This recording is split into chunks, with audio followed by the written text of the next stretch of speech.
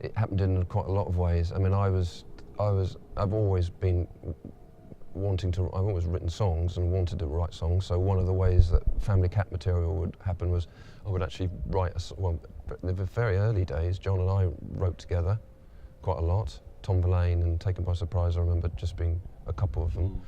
Then we had a 4-track machine, and I used to kind of grab that and I would write a lot of songs at home and demo them. If Tim was really into what I was doing, we'd kind of introduce it to the band. That was kind of how it worked. Or if everybody liked it, we'd do it. And then we'd also do a lot of kind of jam. Somebody would bring in a riff, so Joe would bring in a riff, or Tim would bring in an idea, or John would bring in an idea.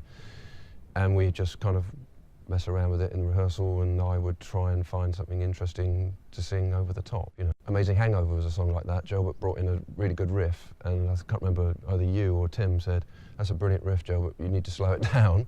It was maybe try slowing it down, and we played it a little bit slower, and it kind of turned into this kind of country ballad. So, yeah, so there were all ways, lots of different ways of writing songs. Some of the songs started as, like you just described, as you know, they'd start as a bit of thrash metal, and end up as, you know, sort of like Carly Simon.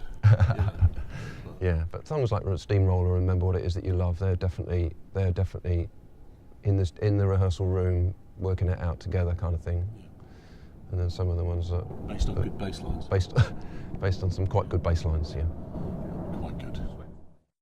It's amazing how quickly you get used to.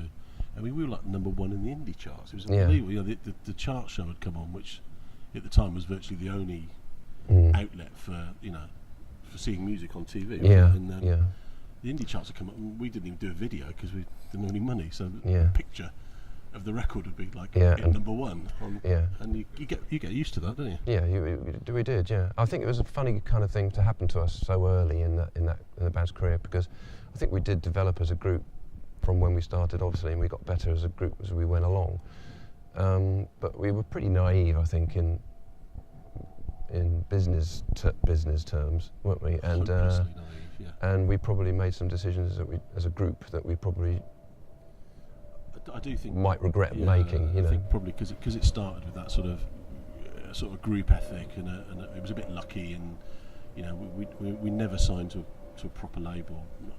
With the greatest respect to John Yates's Bad Girl record, which was great, but it was never a funded label, and so we did everything kind of like, you know, in this sort of slightly,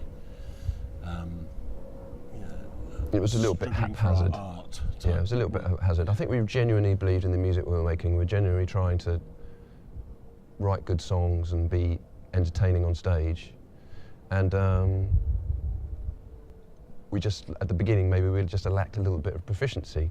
So sometimes we did amazing shows, and then sometimes we would be not quite so good. And you know, at that time, you need to be consistent, don't you? You know, I think, because some people will come along and say, "Not sure what people are seeing in this group," you know. So I think sometimes we're fighting a battle against ourselves.